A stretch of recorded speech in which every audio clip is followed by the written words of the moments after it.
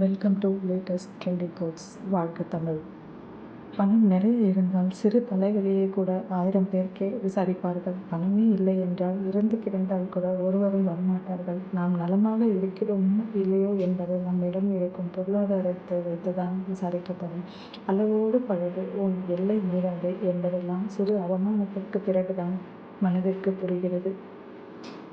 எல்லோரிடமும் எல்லாவற்றையும் சொல்ல வேண்டும் என்று நினைக்காதீர்கள். அனைவரிடமும் காதுகள் இருக்கும், சிலரிடம் மட்டும்தான் மனது இருக்கும்.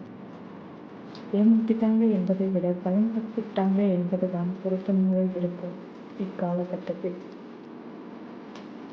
சிறுப்பினும் மருந்தை தினமும் மருந்துகள், மனம் சுத்தமாகிறது, உடல் ஆரோக்கியம் அடைகிறது. வாழ்க்கையில் அனுபவங்கள் கற்றுத்தருவது வாழ வழியை மட்டுமல்ல, வாழ்வில் வந்து போகும் மாற்றங்களையும் மாறி செல்லும் மனித குணங்களையும் தான். துரோகம் நேரம் ஒருவரை சோதிக்கிறது, தலைக்குடிமை தருகிறது. ஆனால் தனிப்பட்ட முறையில் அவர்களுக்கு அனுபவம் எனும் வெகுமதியை அளிக்கிறது. உனக்கு கஷ்டம் வந்தாலும் நேரம் வந்து உறவு போவதில்லை. பிறகு ஏன் என்ன நினைப்பார்கள் என்று யோசிக்கிறார். எளிமை என்பது எதன் மீதும் ஏக்கம் கொள்ளாதிருப்பது அல்ல. எது இருக்கிறதோ அதனை ஆசையாய் ஏற்று ஆனந்தமாய் வாழ்ந்து விடுவது.